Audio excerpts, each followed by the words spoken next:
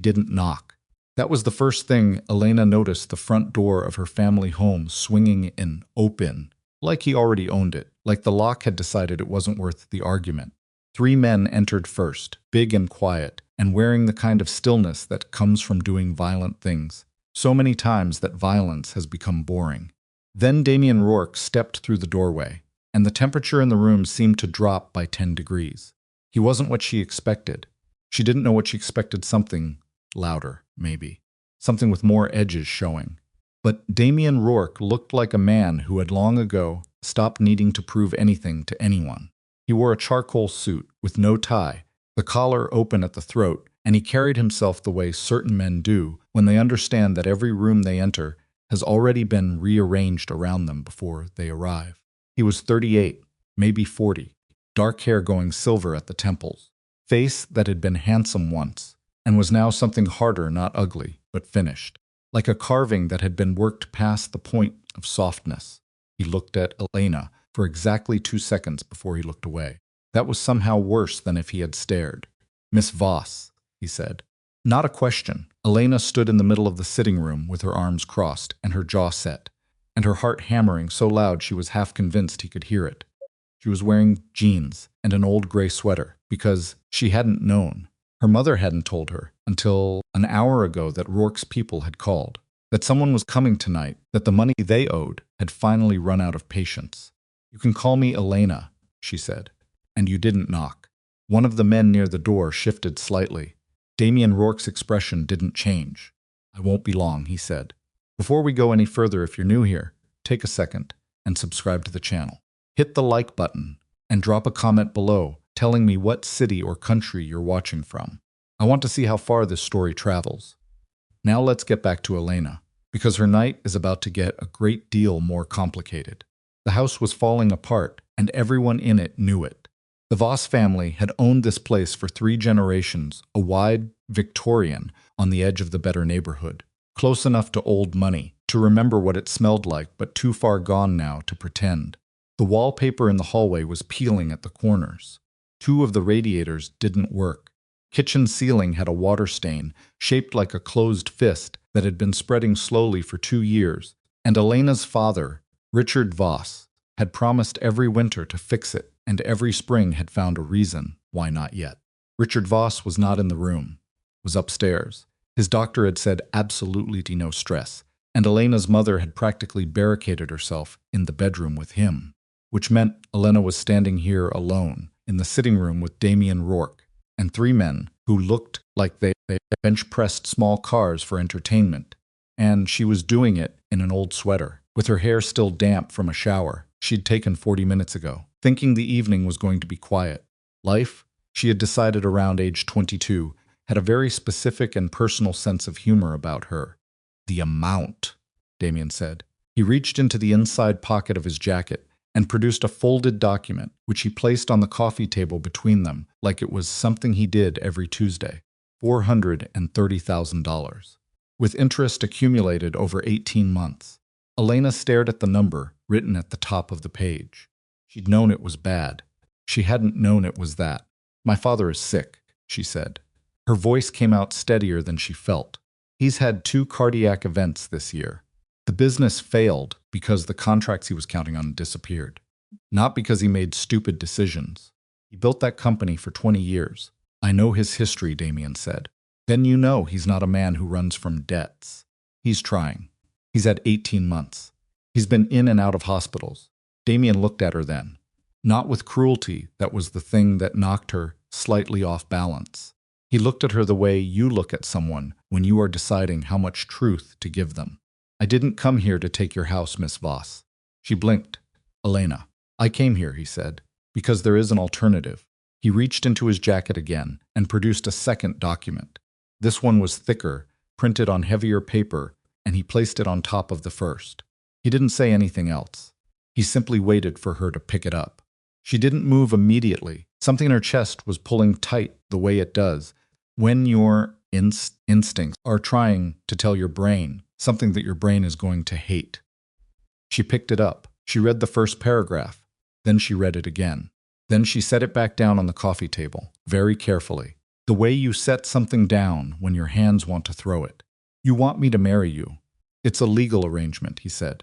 Contract. There are specific terms. A contract, she repeated. The debt is erased immediately upon signing. Your father's medical expenses for the next 2 years are covered. Your mother keeps the house. He paused. You would live in my residence. Fulfill certain public obligations. The arrangement has an end date of 2 years, at which point both parties are free to. I'm not property, Elena said. No, Damian said. You're not. Then what the hell is this? For the first time, something moved across his face. Not discomfort exactly. More like the slight shift of a man who is choosing his words with unusual care. There are things I can't explain to you right now, he said. Not tonight. Not here. That's not an answer. It's the only one I have. Elena looked at him. The rain outside had picked up. She could hear it against the old window. The familiar sound of this house in a storm, and she had stood in this exact room through dozens of storms in her life. Her grandfather had taught her to play chess at that table in the corner. Her mother had cried in that the window when the first hospital bills came. This room held so much of her life that she sometimes felt like she was walking through her own memory every time she entered it. And this man was standing in the middle of it like he belonged there, offering her something that made her skin crawl and her mind scream. And some small, stubborn part of her was already asking the question she hated herself for asking. What happens to her parents if she says no? 2 years, she said. 2 years in my father's care. All of it. All of it. And you'd erase the debt. Not restructure it. Not defer it. Gone. Gone. She crossed her arms tighter. I want it in writing. Every single term. I want a lawyer to review it, not yours. Mine, of course. And I want to know why. She met his eyes directly. Not tonight, maybe. But soon. I want to know why it's me. Why this? Why not just take what you're owed and walk out? Damian Rourke looked at her for a long moment. The rain hammered at the glass. One of his men near the door shifted his weight again, and Damian didn't glance at him. "'Cause," he said finally, "what your father is holding what your family has, without knowing it is worth more to me than $400,000. The words landed in the room and just sat there. Elena stared at him. What does that mean? It means you have time to think. He picked up both documents from the coffee table and held them out to her. Take the weekend. She took the papers. Her hands were not shaking. She was proud of that, even if it was the only thing she had in that moment. I haven't agreed to anything, she said. I know, he said. And something crossed his face again, so brief she almost missed it. Something that might have been respect, or might have been something else entirely. But you're still here, which means you're thinking about it. That's enough for now. He turned. His men moved with him, the way large objects move together in a current. He reached the door, and then he paused without turning around. Your father didn't fail, Miss Voss. Someone made sure he would. He opened the door. The cold air came in with the sound of the rain. Keep that in mind while you decide. Then he walked out, and the door swung shut behind him, and Elena stood in the sitting room with 2 documents in her hands and the feeling that the floor underneath her had shifted 3 inches to the left without her permission. She didn't sleep. She sat at the kitchen table with a cup of tea that went cold and the documents spread out in front of her and a legal pad where she tried to write down what she knew and what she didn't know and what the hell she was supposed to do with any of it. The writing on the legal pad deteriorated after the first 20 minutes from organized notes into something that looked more like an argument she was having with herself. He said someone made sure Dad failed. What does that mean? Who? Why does he need me specifically? Is this even real? Is it a trap? What does Mom do if I say no? What does Dad's cardiologist say about stress? That last one. That was the one that kept circling back. Her father's second cardiac event had happened 6 months ago. She had been in the hospital waiting room for 11 hours before anyone told her anything. Her mother had sat in a plastic chair with her hands folded in her lap and her face absolutely still in the particular way it went still when Margaret Voss was terrified and refusing to show it, and Elena had understood in that waiting room that her mother was not going to be okay if something happened to Richard Voss. That Margaret had organized her entire world around him in a way that was probably not healthy, but was also absolutely true, and that the two of them in that old, The peeling wallpaper and the water-stained ceiling were as intertwined as anything Elena had ever seen. She could not let that man die in a hospital because there was no money. Stared at the document.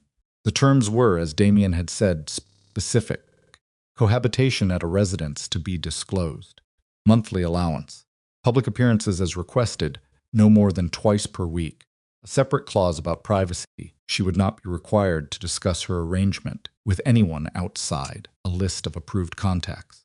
Clause about physical autonomy that was written in language so careful and deliberate that it was obvious someone had worked hard to make it mean what it said, which was that nothing would be required of her that she didn't agree to.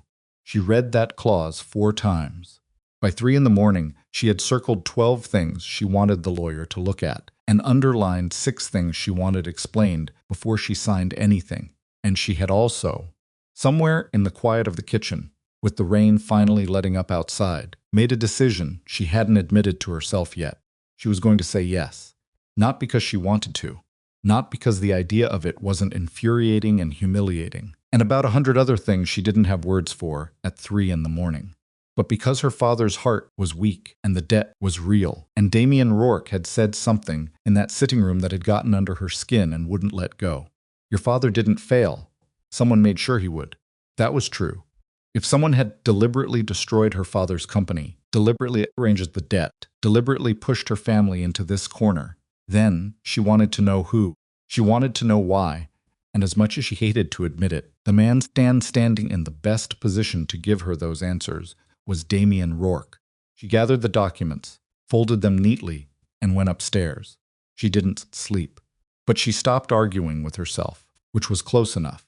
The next morning, her mother made coffee and eggs, and they sat at the kitchen table and didn't talk about it for a full 20 minutes, which was its own kind of conversation. Margaret Voss was 61 and still sharp, the kind of woman who had been beautiful in her youth and had grown into something more severe and more interesting over the years. She watched Elena over the rim of her coffee cup, with eyes that had been doing this kind of careful assessment since Elena was 7 years old. He left papers, Margaret said finally. Yes. Your father doesn't need to know the details. Not right now. I know. Margaret put her cup down. Elena, Mom, I want you to listen to me. Her mother's voice was quiet and exact. I have spent 35 years being grateful that I married a man who never once asked me to sacrifice something I wasn't ready to sacrifice. Your father would rather die in that house with nothing than let you. That's not going to happen, Elena said. Her voice came out harder than she meant it to, because I'm handling it. How? Elena looked at her mother. I need to make some calls. I need a lawyer, a good one, not the family attorney, someone who knows contract law. Can you reach the Harmon firm? They handled the Delaney estate dispute 2 years ago. Margaret stared at her. Elena, what did you agree to? Nothing yet. Elena stood. I'm looking at options. That man is not an option. He is the person who currently holds $430,000 of debt with our name on it, Elena said. So yes, he is an option. He might be the only option. And I need you to trust me to look at it clearly. Her mother was quiet for a long time. The morning light came through the kitchen window, the way it always did at this hour, hitting the water stain on the ceiling and making it look slightly different today, almost like an open hand instead of a closed fist. Elena noticed it and didn't say anything about it. Your grandfather used to say, Margaret said slowly, that the most dangerous deals are the ones that look like someone is doing you a favor. I know. Do you? I'm not walking into this blind, Mom. Elena picked up her coffee. I'm walking into it with my eyes open, which is a completely different thing. Margaret Voss looked at her daughter for a long moment. Then she picked up her own cup, took a slow sip, and nodded once, the small, precise nod that in the Voss family meant, I disagree, but I'm going to let you do this anyway, because arguing further won't help. It was the most frightening form of her mother's trust. She called the Harmon firm at 9. By 11, she had an appointment. By 2 o'clock that afternoon, she was sitting across from a contract attorney named Sylvia Chen, who had read through both documents with the focused, slightly alarmed expression of someone who is professionally trained not to show emotion and is failing slightly. The terms are unusual, Sylvia said. Yes. The language here, she tapped. A paragraph is actually quite protective of you. More protective than I'd expect in an arrangement like this. What does that tell you? Sylvia looked up. It tells me that whoever drafted this had a very specific goal, and that goal was to make sure you had legal standing to enforce every one of these protections. Which means either someone is trying very hard to seem trustworthy, or they actually are, Elena said. Or they actually are. Sylvia set the papers down. The debt erasure is binding. I'd want one additional clause about what constitutes a breach, and I'd want the timeline on the medical coverage spelled out more specifically. But structurally, if he honors this, if every term is executed as written, you come out of a 2-year arrangement with your family's debt cleared and no legal obligations remaining. And if he doesn't honor it, then you have grounds to pursue damages that would cost him significantly more than $400,000. Sylvia looked at her steadily. This document was written by someone who knows that, which is either reassuring or terrifying, depending on how you look at it. Elena looked at the documents on the table. Both, she said. Honestly, it's both. She left Sylvia's office with a list of 3 amendments she wanted added before she signed. She stood on the sidewalk outside and looked at her phone for a moment.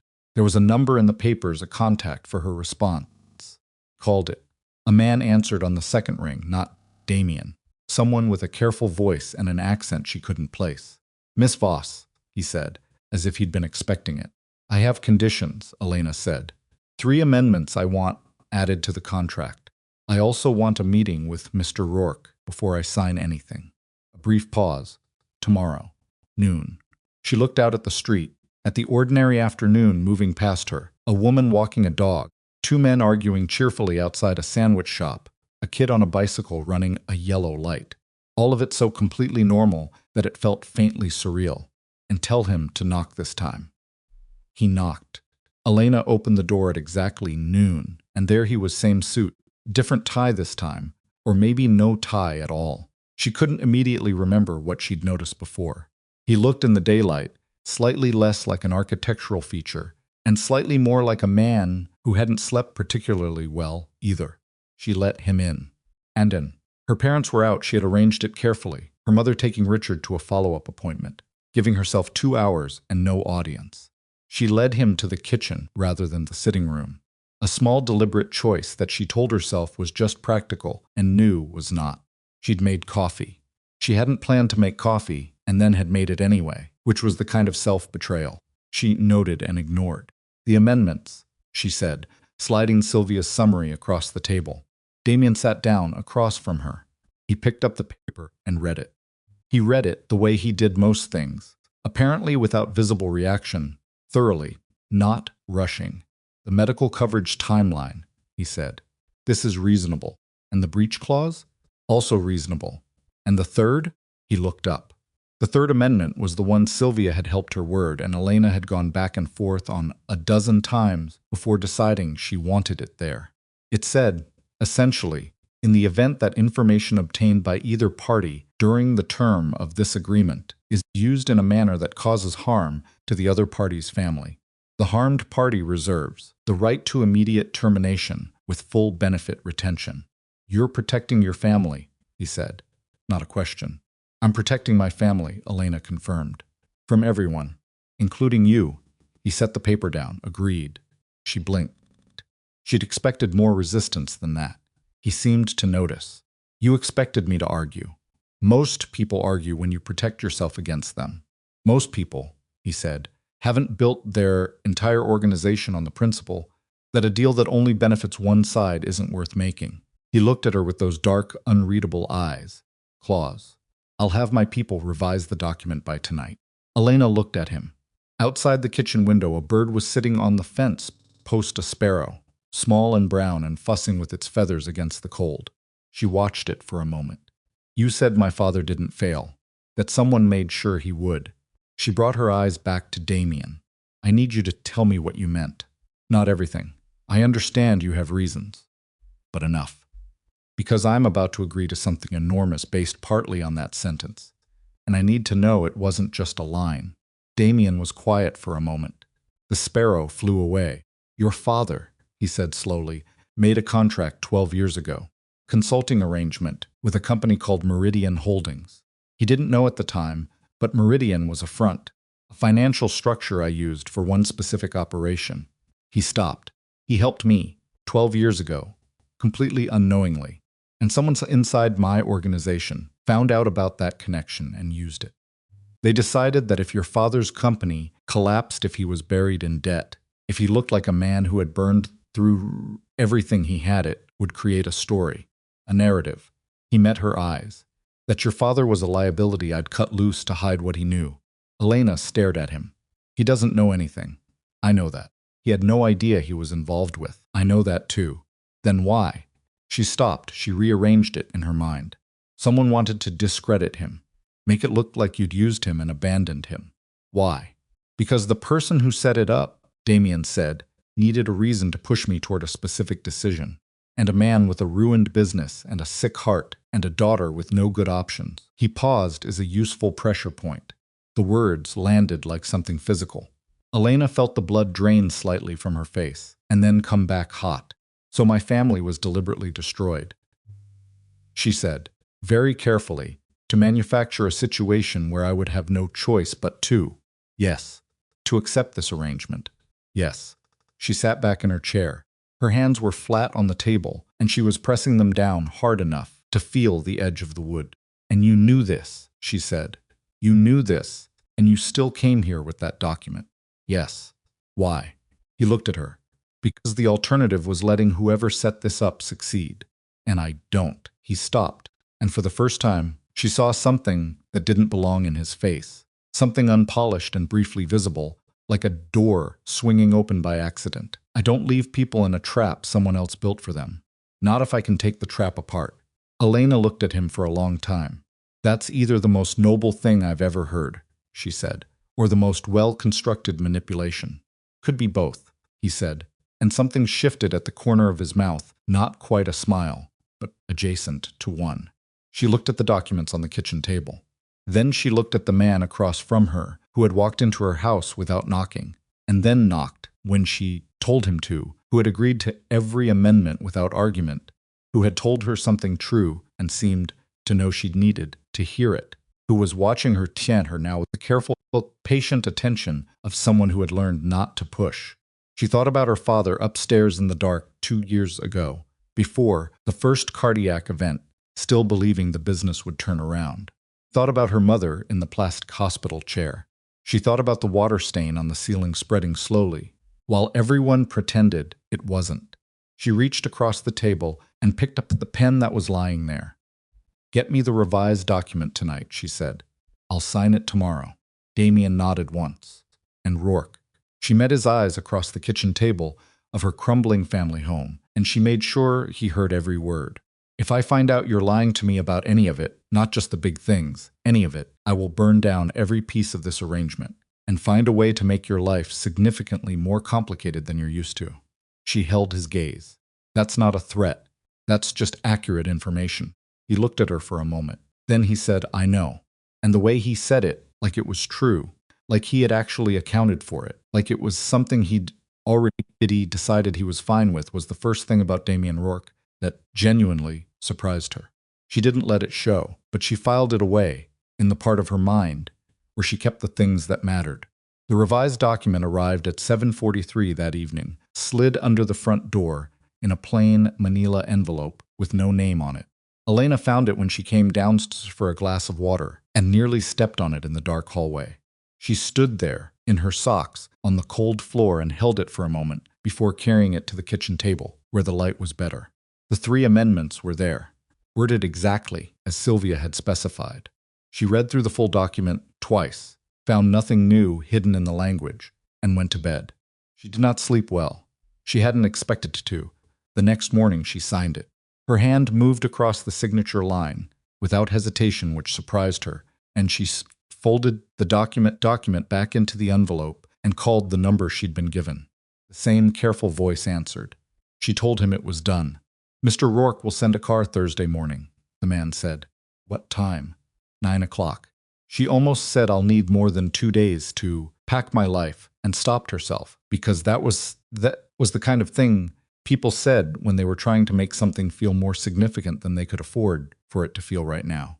Fine, she said. Thursday. She hung up and sat in the kitchen and listened to the house make its morning sounds, the pipes in the walls, the third stair that always creaked, her father's slow footsteps moving toward the bathroom above her. Ordinary sounds. The sounds of a life that was staying intact because she had signed her name to something she didn't entirely understand. She told herself that was enough. She told herself that for 2 full days and almost believed it. The car that arrived Thursday morning was black and unremarkable, which she appreciated. She'd half expected something designed to announce itself. The driver was a compact, quiet man named Garrett, who loaded her 2 bags into the trunk without comment and held the door open and said nothing for the entire 40-minute drive, except when they arrived. "We're here, Miss Voss." Here was a building in the financial district, clean lines, older architecture that had been renovated somewhere in the last decade, with enough money to do it right. Not a penthouse, or not what she'd imagined when she'd heard the word. The apartment occupied the top 2 floors of the building, and had windows that ran floor to ceiling on the east side. And when Garrett led her through the front door and she got her first look at the space, her first involuntary thought was that it looked nothing like what she'd built in her mind. It looked like someone actually lived there. Books on the shelves, real books, not decorative ones. The spines cracked and some of them horizontal because they'd been pulled out and not quite replaced correctly. A coffee mug on the kitchen counter that hadn't been washed yet. A jacket thrown over the back of a chair near the door in the specific way of someone who had come in tired and intended to hang it up later and hadn't gotten around to it. The furniture was good quality and clearly chosen for comfort rather than appearance, and someone had left a newspaper on the couch, folded open to an article about Port Authority contracts. It was not what she expected. She kept noting that, and it kept unsettling her. Damian appeared from the hallway to the left, still in the process of buttoning his cuff. She caught the gesture, and he didn't stop it, which meant either he didn't care about being seen in an unguarded moment, or he was choosing not to perform composure at her. She wasn't sure which. "The East Room is yours," he said. "There's a separate entrance to that wing. You can lock it from your side. I figured I could. I'm telling you, because I want you to know it's real, not assumed." She looked at him. "You say that a lot. You want me to know things are real. Because most people in my life have learned that things aren't." He finished the cuff button. "Coffee's made if you want it. I have a meeting at 11. You won't see me until evening most days. What do you do in the evenings?" A pause. "Usually work. And what am I supposed to do?" Something shifted in his expression, not quite discomfort, but adjacent. "I thought you might want to." "I'm not asking for suggestions," she said. "I'm asking if there are rules. Things I'm supposed to do, places I'm not supposed to go, people I'm not supposed to talk to." He looked at her. "This isn't a prison, Elena." It was the first time he'd used her first name. She noted it and moved on. "Then I'm going to need access to my emails, a workspace, and a reason why your security team was watching my apartment building 3 days before any of this happened." She held his gaze. "Because I noticed the car parked on Clement Street 2 nights running. The same car. And Garrett drives a different one." The silence in the room had a specific texture to it. "You noticed that," he said. It was not quite a question. "I grew up with a father who thought someone was always watching his back. He taught me what to look for." She crossed her arms. "So, who was it? And why?" His name was Callum Reed, and he was the head of Damian's personal security operation, and he was waiting in the second-floor office when Damian brought Elena up 20 minutes later. Callum was 53 years old and looked like a man who had been built from spare parts that didn't quite match too long in the torso, wide in the shoulders, with a face that had been broken at least twice and reset imperfectly. He looked at Elena when she walked in with a specific kind of assessment that had nothing personal, which was somehow more uncomfortable than if it had. "Spotted Tanner's car," Damian said. Callum's jaw moved slightly. "Tanner's supposed to be invisible." "I know. Nobody spots Tanner." She did. Damian sat on the edge of the desk. "So let's skip the part where we discuss that's surprising and get to the part where she gets an explanation." Callum looked at Elena with something that was almost not quite reluctant respect. "The surveillance started because we had intelligence that someone was building a threat profile on your family," he said. "Specifically on you. Someone was collecting information, your routine, your contacts, Your schedule. Elena's stomach went cold. Before Rourke approached us. 3 weeks before, she processed that. So someone was watching me, before you had any reason to involve me in any of this. Yes, which means they knew about the connection between my father and Meridian Holdings before. She looked at Damian, before you came to collect the debt yourself. Before I knew about the connection, Damian says. His voice was careful. Someone in my organization found it before I did. And when I found out, he paused. I moved quickly because I didn't know how much time we had. The implications of that arranged themselves in her mind like pieces of something large and unpleasant. You're telling me, she said slowly, that someone inside your organization identified my family as a pressure point against you, started building a file on me, and you only found out afterward. Yes, and you still don't know who. Callum and Damian exchanged a look that lasted less than a second, but contained a full conversation. We have suspicions, Callum said. That's reassuring, Elena said, and she didn't try to make it not sound the way it sounded. The first week in the apartment was its own particular kind of strange. Elena established routines the way she always did when she was anxious coffee at 7. A run along the river path that Callum's team had apparently pre-cleared without being asked. Work at the desk she'd set up in the East Room with her laptop and the files she'd brought from home. She was a structural analyst. She worked remotely for a mid-size engineering firm, reviewing load calculations and material specifications, the kind of work that required precision and quiet and long, uninterrupted stretches of concentration. It was, she had always thought, the ideal job for someone who preferred problems that had actual solutions. You looked at the numbers. You found what was wrong. You said what needed to change. The building either stood or it didn't. Human relationships, she had observed, operated on a significantly less satisfying principle. Damian was gone most of each day. When he was in the apartment, he was either working in his office or, occasionally, in the kitchen, and twice in that first week, she came in for water at 11 at night and found him at the kitchen table, with papers spread across half of it and a glass of something amber he wasn't drinking, just holding. The first time she took her water and went back to her room without comment. The second time she sat down across from him because she was awake anyway, and the silence in her own room had started feeling loud. You're not sleeping, she said. He looked up. Neither are you, I asked first. He looked down at the papers.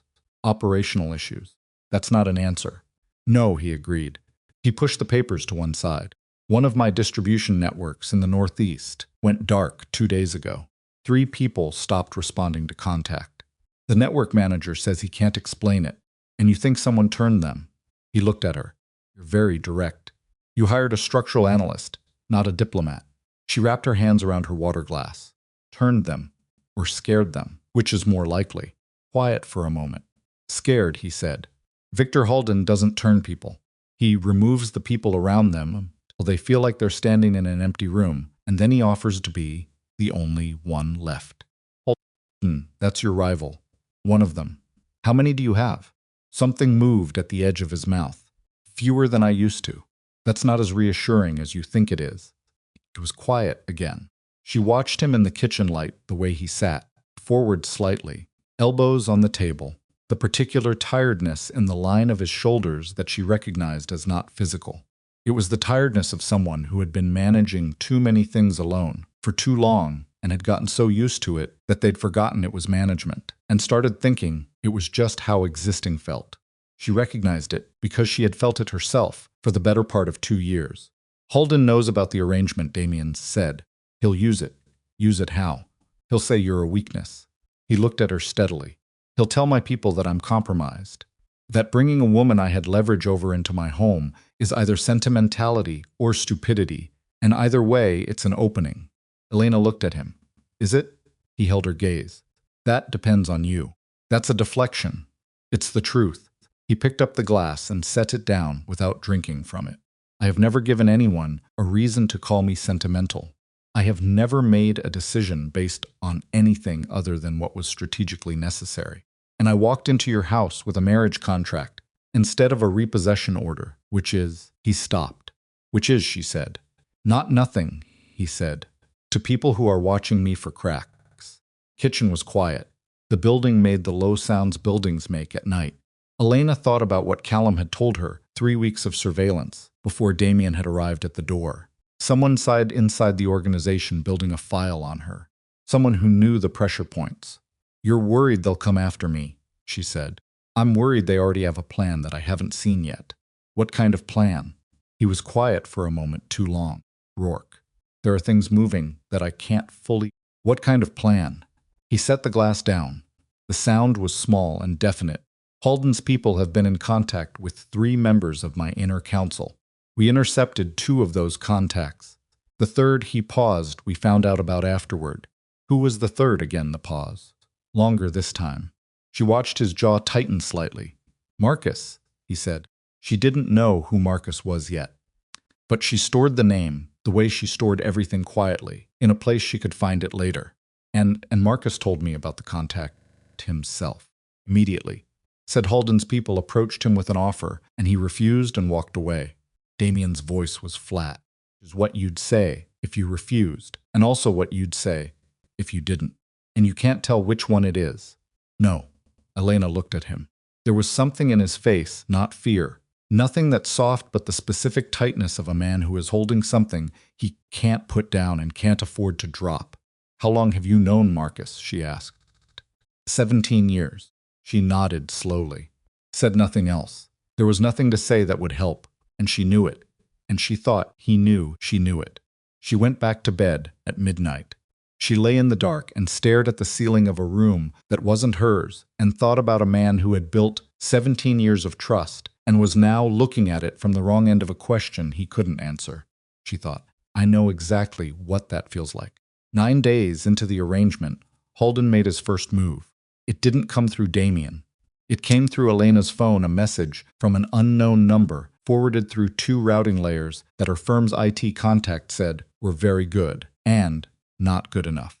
"You don't know what he's protecting you from. You think you do. You don't. When you're ready to hear the other side, we'll talk." She read it 3 times. Then she walked directly to Damian's office and showed it to him. He read it. His face went completely, still in a way she hadn't seen before, not the controlled stillness of a man managing his expression, but the stillness of something that has just become very cold. "You came to me with this," he said. "Yes." Most people would have been curious enough to reply first. "I'm not most people." She held his gaze. "And I made a deal. I keep deals." He looked at her for a moment. Then he called Callum in and handed him the phone and said 3 words that she didn't catch, but that made Callum's expression do something complicated and quick. Callum took the phone and left. Damian turned back to her. "Thank you," he said. "Don't thank me. Tell me what he's protecting me from." A silence. "Rourke.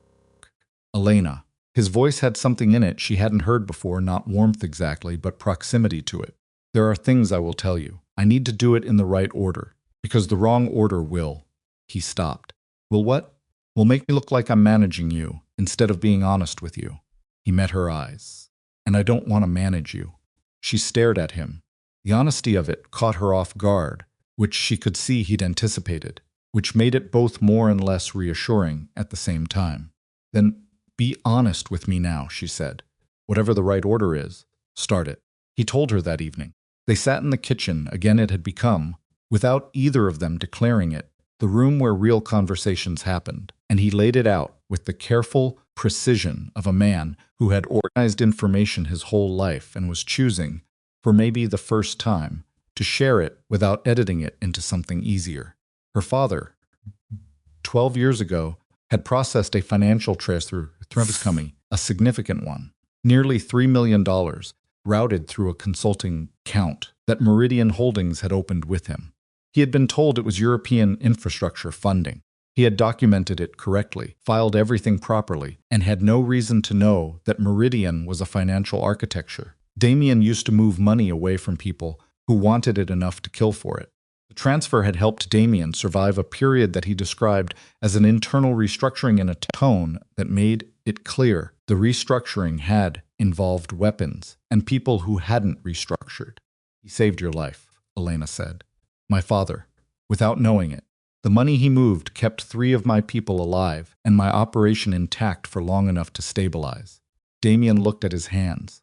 He was never supposed to know. He was never supposed to be connected to any of it. Meridian was supposed to be invisible, but it wasn't. Someone kept the records. Someone in my organization who knew about the connection held on to it. And 12 years later, they used it. She leaned forward. They manufactured the debt. They collapsed the business. They created the situation where you'd have to choose between letting my family burn or getting involved.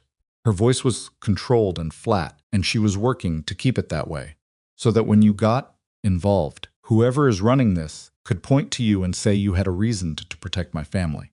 A weakness. A history. Damian nodded once.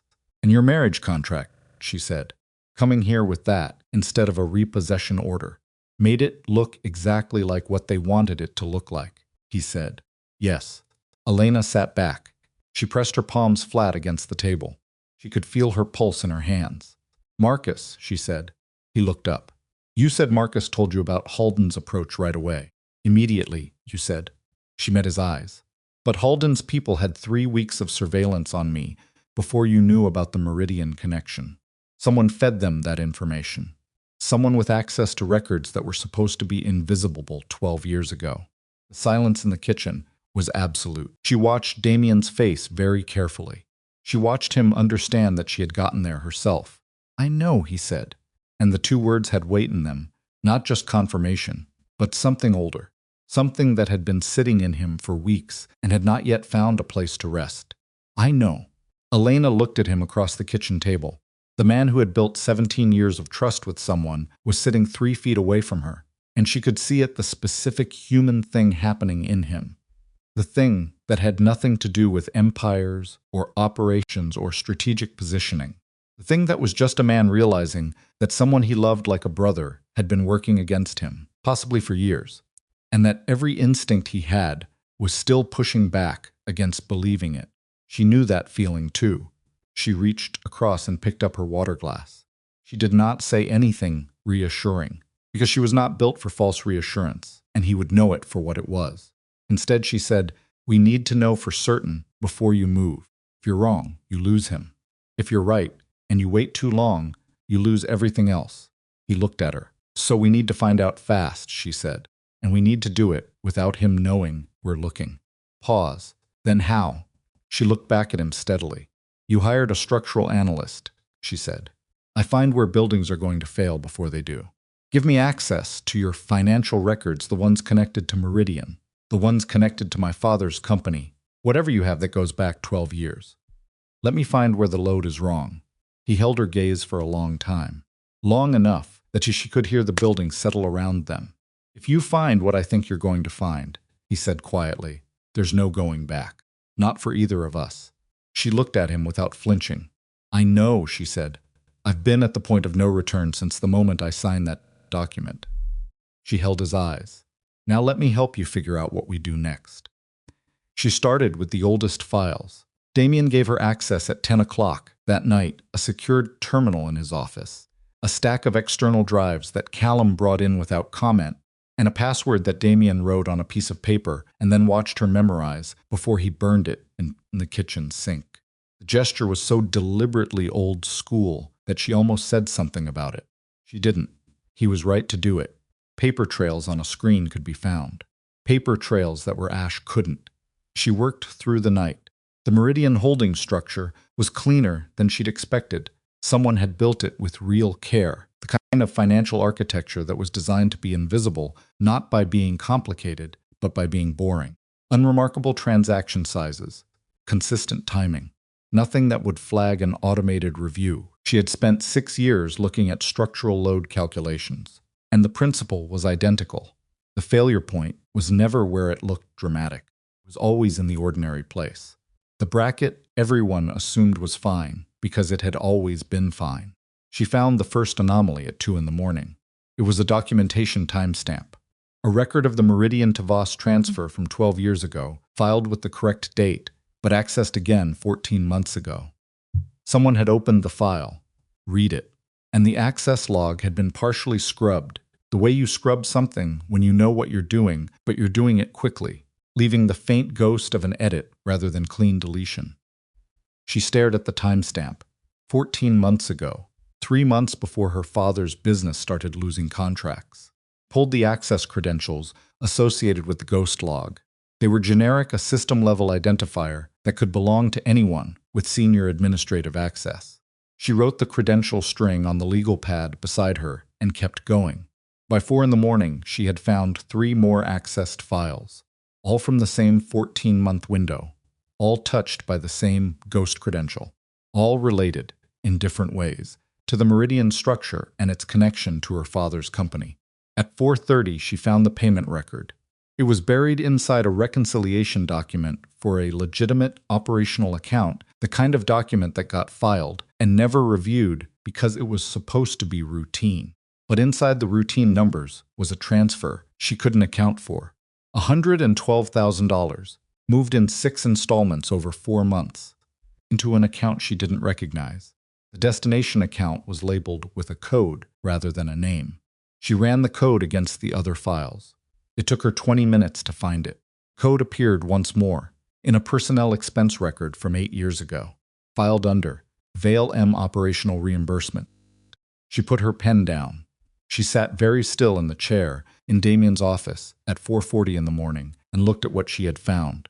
Then she picked up the pen and wrote it all down, very carefully, in the exact order she'd found it, because she understood already that the order mattered. The order was the argument. The order was the thing that would make it impossible to dismiss. She did not go to get Damian. Not yet. She kept working. She woke him at 6:15. He was already half awake, she suspected. He hadn't slept much either, and he came to the office doorway in a dark sweater and looked at the legal pad she held out to him with the specific alertness of a man. Hauket, Zion's nervous system had learned to come fully online fast. He read it. He read it the way she had read the contract, twice thoroughly, without visible reaction. Then he set it down on the desk and stood, with his hands braced on the surface, and his head slightly forward, and his eyes on the paper, and said nothing for a long time. Credential, he said finally. Senior Administrative Access. Could be 4 people. 3. His voice was flat. Callum doesn't use the system directly. He has someone who runs his queries. So 3. Marcus has senior access. He still hadn't looked up from the paper. So does my financial director, Lena Parrish, and my operations coordinator, Theo Brand. Payment destination code appears in a Marcus Vale expense record from 8 years ago. I saw it, silence. She watched his hands on the desk, the knuckles, the way the tendons moved when he pressed down harder for a moment and then deliberately released the pressure. It could have been planted, he said. It could have been, she agreed. But the access timestamps are consistent. The behavior pattern is consistent. Someone who knew exactly what to look for, where to look, and how to look without being obvious. That's not someone who stumbled across the Meridian connection. That's someone who already knew it existed and was building a case. He finally looked up. His eyes were very dark and very still. I need to be wrong, he said. It came out flat, without self-pity, just a statement of fact. Tell me where I could be wrong. She picked up the legal pad and walked him through it again. Every step, every alternative explanation she had already tested and discarded. She did it because he needed it done, and because she understood that you don't ask someone to accept a conclusion this large without showing them every reason you'd not to reach it. When she finished, the room was quiet for a long time. 17 years, he said. She didn't say anything. He was 24 when I brought him in. He had nothing. I gave him. He stopped. His jaw tightened. He built half of what this organization is. The financial architecture, the northern network, the legal structures that keep everything insulated. A pause. He knew where everything was. Because you trusted him. Because I trusted him. The words landed like something dropped from a height. She watched him. He was not a man who fell apart. She had understood that already. But she was watching something real happening in him. Something that had nothing to do with strategy or positioning. The human thing. The specific grief of betrayal by someone you loved, without calling it love, because that was not the vocabulary of the world he'd built. We need to verify it before you move, she said. Her voice was steady. We need something definitive. The timestamps and the payment code are strong, but they're not enough. A good lawyer could build reasonable doubt around them. We need Marcus to confirm it without knowing he's confirming it. He looked at her. We need to feed him something false, she said. Information he couldn't have except from you. Something specific and verifiable that we can then watch appear. Somewhere it shouldn't. False lead, a trap. She met his eyes. You've done this before. Not with someone he stopped. Not with someone you trusted, she said. Quiet. Then what's the false information? Tell him you've identified the Meridian leak. Tell him you know who accessed the files, and you're meeting with them Tuesday night at the Callaway building to secure the original transfer documentation. She held his gaze. If Marcus is running this, Halden's people will be at the Callaway building Tuesday night. Silence stretched. And if I'm wrong, Damian said, if it's not Marcus, then nothing happens Tuesday night and we look at the other two. He looked at the legal pad one more time. Something moved across his face there and gone, fast enough that she couldn't name it. Give me an hour, he said. He told Marcus at 9 o'clock that morning. Elena was in the east wing, behind the locked door, listening to nothing and understanding that she would know what she needed to know by Tuesday. She called her mother. Margaret answered on the second ring and asked how she was, and Elena said fine, in the way that means not fine, but I can't explain it. And her mother, who had spent 35 years being married to a man she understood completely, heard it immediately and said, Is he treating you well? Yes, Elena said, and realized as she said it that it was true and that the truth of it was more complicated than simple. Your father wants to call you. Put him on. Her father's voice was slower than it used to be, the medication, and the recovery, and the particular tiredness, a man who has had his body turn on him twice and is still in the process of forgiving it. But he sounded like himself. He sounded like the man who had sat across from her at a chessboard when she was 9 and told her that the pieces you protect most are never the most powerful ones on the board. You doing okay out there, kiddo? He asked. I'm okay, Dad. Sure? I'm sure. She pressed her back against the east wing wall and closed her eyes for a moment. I found something, actually. Some work that's been keeping me busy. Good work, she paused. You remember that consulting account you had, maybe 12 years back? The European infrastructure contract? Pause on the line. Vaguely. Why? Just ran across something related at a new project. Nothing important. Just reminded me of you. Huh. Her father was quiet for a moment. That was a strange one, actually. The money came and went, and I never heard from them again. Always thought that was odd. Did anyone ever contact you about it afterward? Ask you about the account? No. Another pause. Well, actually, maybe 15 months ago somebody called. Said they were doing a routine audit of historical contractor records. Asked some questions about documentation. I figured it was just he stopped. Elena, why are you asking about this? Her chest tightened. Who called, Dad? Do you remember a name? A long pause. Her father's memory was not what it had been, and she knew it, and she waited. A man, he said slowly. Sounded professional. Said his name was Brand, I think? Or something like that. I didn't write it down. Brand. Theo Brand. She kept her voice exactly level. Okay. Don't worry about it. How's your chest feeling? She got off the call in 4 minutes and stood in the east wing, with her hand pressed flat against the wall, and her mind moving very fast through what had just changed. It wasn't Marcus. Or it wasn't only Marcus. Theo Brand had called her father 14 months ago. Theo Brand, the operations coordinator with senior system access, had made contact with a man who had no idea what he was connected to, asking about documentation that should have been invisible. She went back to the office. The terminal was still running. She went back into the files. She found Brand's access log in 11 minutes. He had been better at scrubbing it than whoever had left the ghost credential, but not perfect, because no one is perfect at 4 in the morning when they're moving fast, and they believe the file is too buried to matter. Trace, small, a residual cache entry that the automated cleanup had missed. Same 14-month window, same file cluster, different credential, same pattern. 2 people. She sat with that for a moment. 2 people inside the organization, working the same angle. That was not opportunism. That was coordination. She printed what she had careful selections. Nothing that would show she'd been in the full archive, and folded the pages into the inside pocket of her jacket and went to find Damian. She found him in the second-floor hallway, talking to Callum, and she could tell from the posture of both men that something had already shifted in the last hour. Callum's face was doing the complicated thing it did when information had arrived that required recalibration. "What happened?" she said. Damian looked at her.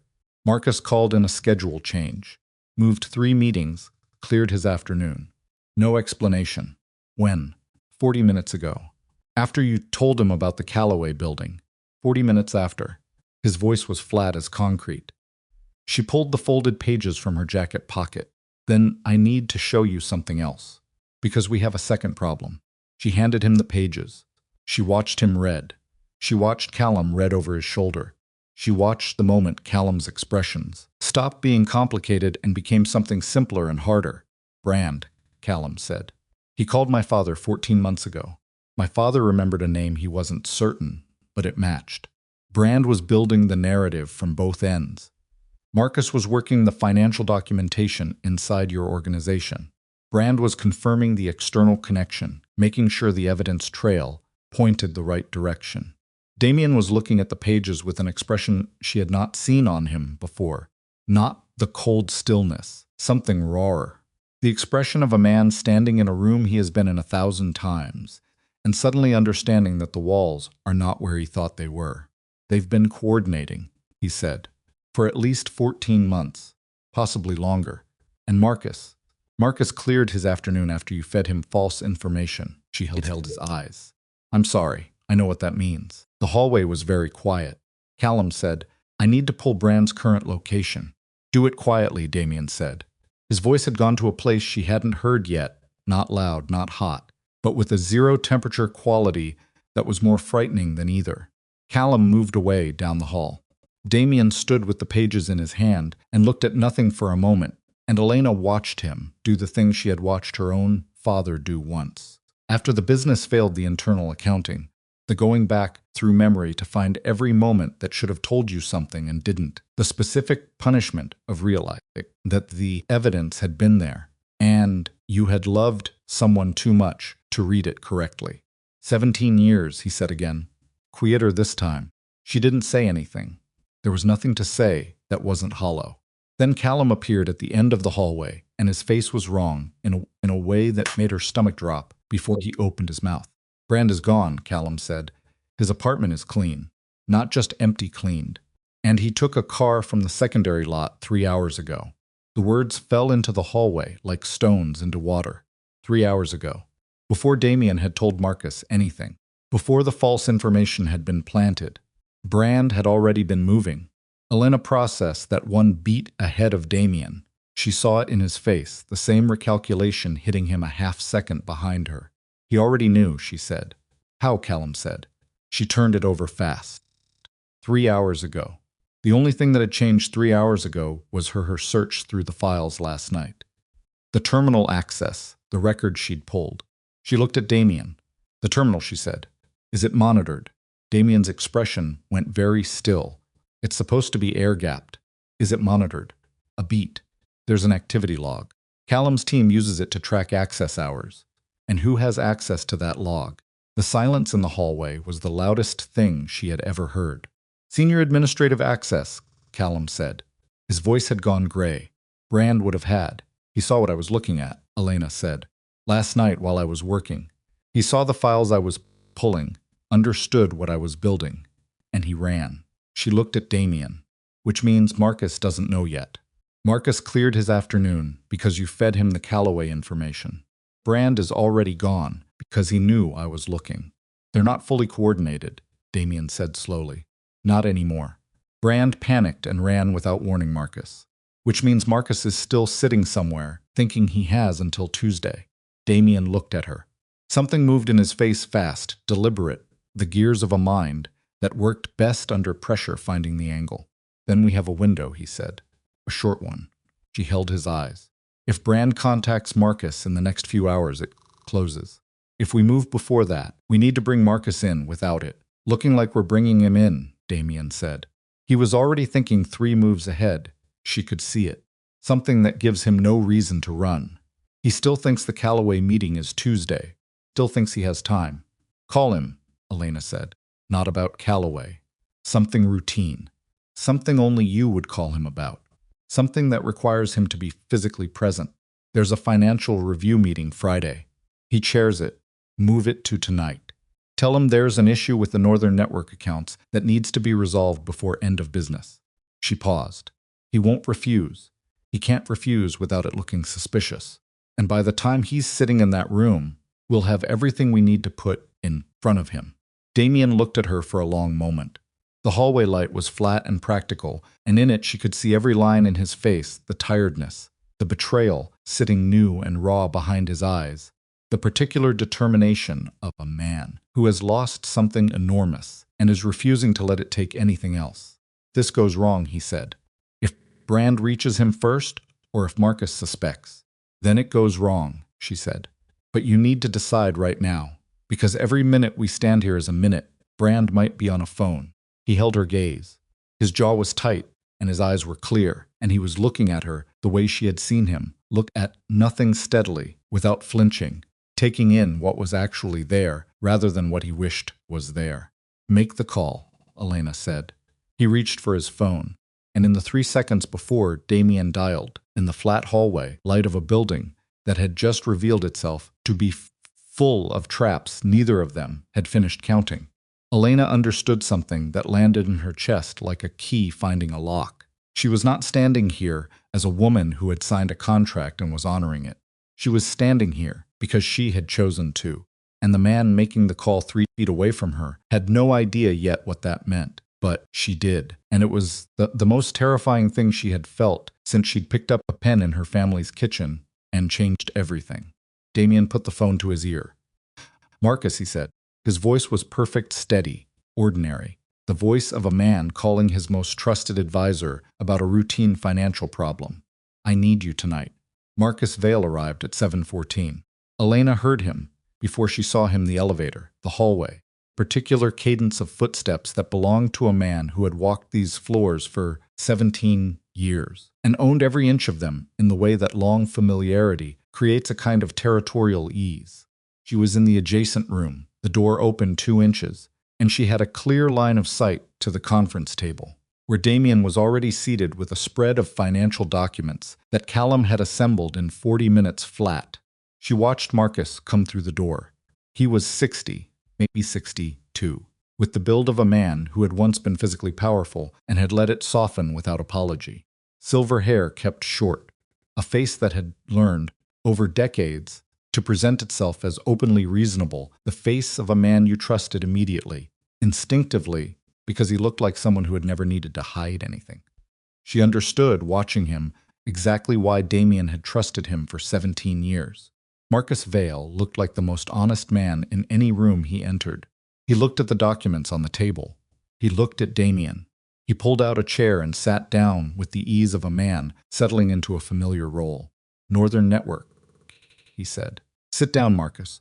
I am sitting, a half smile. The smile of a man who is comfortable. What's the issue?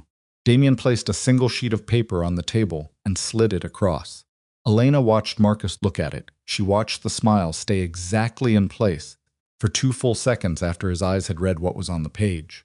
2 seconds of the face, performing an expression the brain had already abandoned. Then the smile came down, not fast, not dramatically, but with the slow mechanical quality of something being carefully lowered. Where did you get this? Marcus said. Does it matter?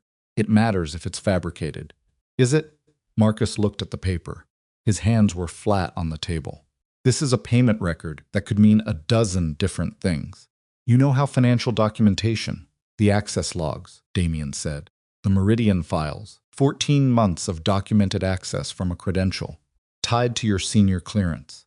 His voice had the zero-temperature quality she'd heard in the hallway. The expense code that appears in your personnel records from 8 years ago, attached to an account that received $112,000 in 6 installments while someone was systematically building a case against my operation. Marcus was quiet. Theo Brand left this morning, Damian said. 3 hours before I called you. Did you know? Something moved across Marcus's face. Something fast and involuntary surprise, or something performing surprise, and Elena, watching through the 2-inch gap, could not immediately tell which one it was. Brand, Marcus said slowly. What did Brand? Stop. Damian's voice dropped in volume and the room got louder somehow. Stop performing, Marcus. I'm asking you to stop performing. The silence was absolute. Marcus looked at the paper. He looked at his hands. He looked at Damian. And then something happened in his face that Elena had not expected, something that was not calculation, not performance, but something older and more ruined. Something that looked, for one exposed moment, like exhaustion. How long have you known? Marcus said. I suspected. She confirmed it. Damian didn't gesture toward the other room. He didn't need to. Marcus's eyes moved to the door. To the 2-inch gap. He couldn't see her, but he knew she was there. She could see him understand it. The slight recalibration. The reorientation toward a variable he hadn't accounted for. The Voss girl, he said. Her name is Elena. She went through the archive. She found what you left. Marcus leaned back in his chair and looked at the ceiling for a moment. It was the gesture of a man consulting something inside himself. When he looked back down, his face had changed. Again, the exhaustion still there, but reorganized around something harder. What do you want from me? He said. The truth. All of it. From the beginning. And in exchange, I make decisions based on what I hear. Damian's eyes didn't move. Those are the only terms available to you right now. Elena pressed her back against the wall beside the door and breathed slowly and waited. It had started, Marcus said, not with Halden. It had started with a man named Arthur Cross, who ran a financial clearing operation out of 3 shell companies in Delaware and had been, for 6 years, one of Damian's most productive external partners. Cross had approached Marcus 4 years ago with a proposition that Marcus described. Now, in the flat voice of someone dismantling their own justifications piece by piece. Cross had evidence, real evidence, documented that a decision Damian had made 8 years earlier had cost 4 people their lives unnecessarily. People who had trusted Damian's judgment and died because of it. He showed me the files, Marcus said. I knew about the incident. I was there for the aftermath. But I didn't know. He stopped. I didn't know it was preventable. Damian had told me it wasn't. Damian was very still across the table. And you believed Cross. I believed the documents. Without coming to me. Marcus looked at him. Would you have told me the truth? Question hung in the room. Elena, pressed against the wall, felt it land. Damian said nothing. Which was, she understood, its own kind of answer. Cross wanted access, Marcus continued. Financial architecture information. The meridian structure. He said he was going to use it to expose what happened, make it public, get accountability. He wasn't working for Halden, not then. A pause. Halden came later, after Cross was killed. Cross is dead, Damian said. It wasn't a question. 8 months ago. A car accident that wasn't. Marcus's jaw tightened. Halden had been watching Cross. When Cross died, Halden had everything Cross had collected, including what I'd given him. He looked at the table. And Halden is not interested in accountability. Halden is interested in leverage. So Halden had you by the throat. The words came out rough. 4 years of documented cooperation with an external party, given freely, not coerced. It looks like exactly what it looks like. Because it was, Damian said. Because it was, Marcus agreed.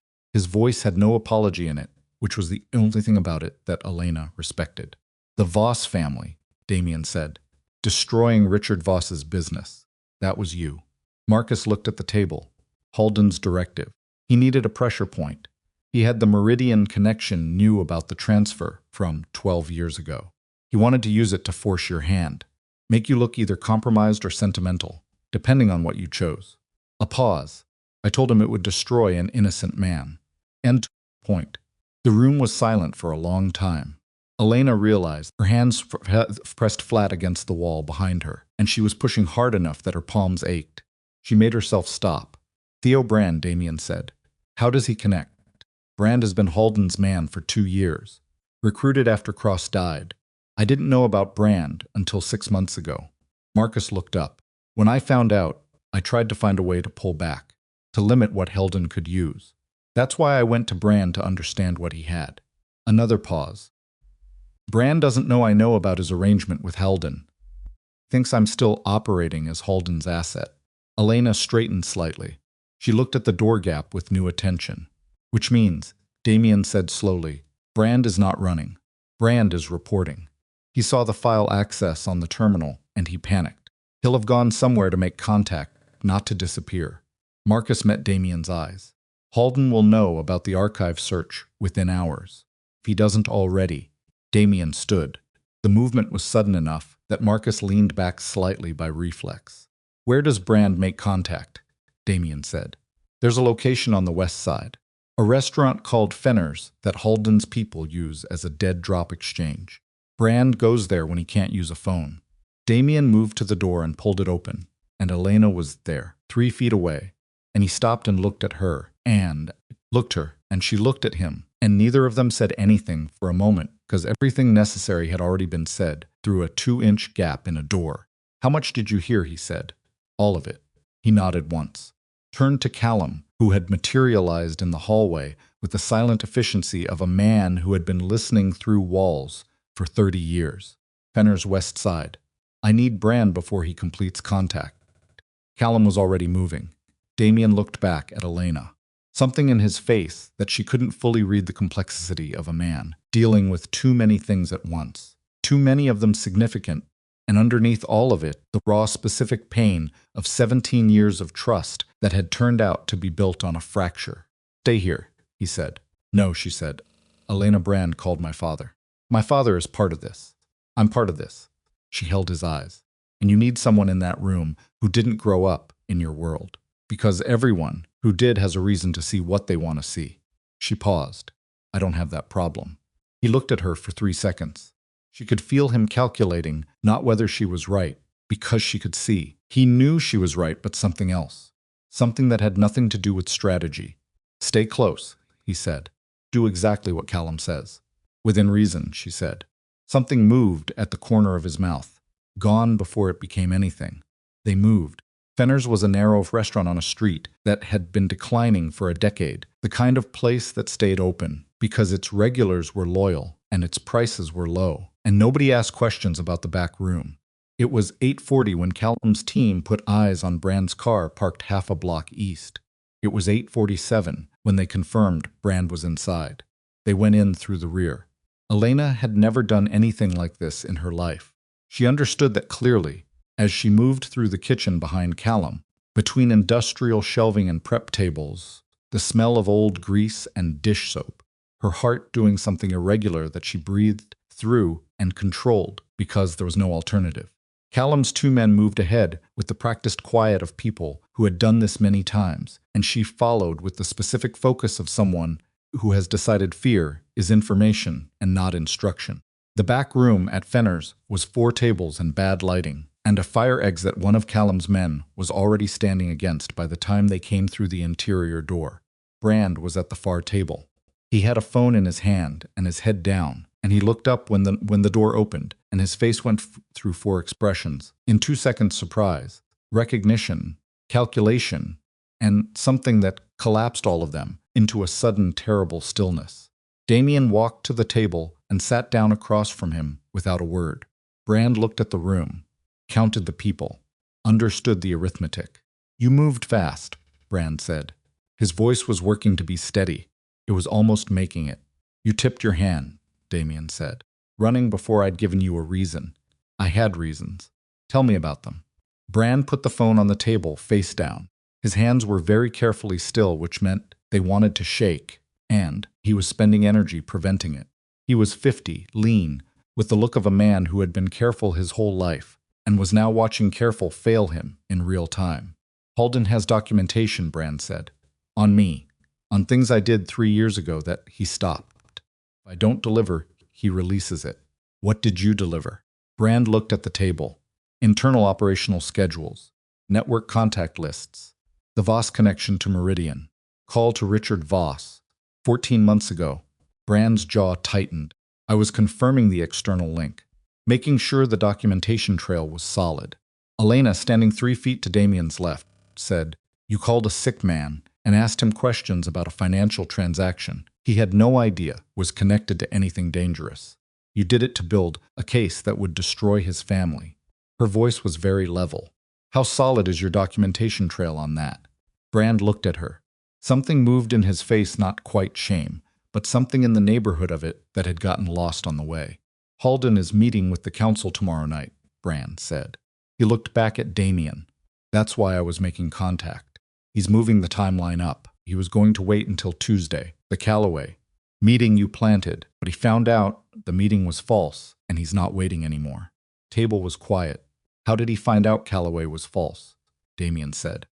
Brand looked at him, because Marcus told him. The words hit the room like something physical. Elena turned it over immediately, the conversation they'd just left. Marcus in the conference room. Marcus, with his face full of exhaustion and his careful partial confession. Marcus, who had said Brand doesn't know I know, and felt the structure of it shift under her, like a floor that had been in sound a moment ago. Damian's face had gone completely flat when, an hour ago, maybe less. Brand leaned forward slightly. Marcus has been running 2 tracks this whole time.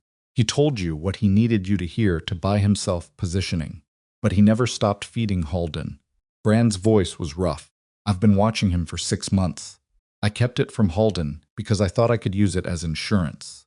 But if Halden moves tomorrow, then we have tonight, Damian said. He stood. He looked at Callum. One look the kind that contained a full briefing and a single second of eye contact, and Callum nodded and reached for his phone. Damian looked at Elena. Marcus is still in the conference room, she said. She'd already figured it. Callum left 2 people with him. He'll know we went to Brand. He'll be doing his own calculating right now. She held Damian's eyes. You need to go back. You need to finish that conversation.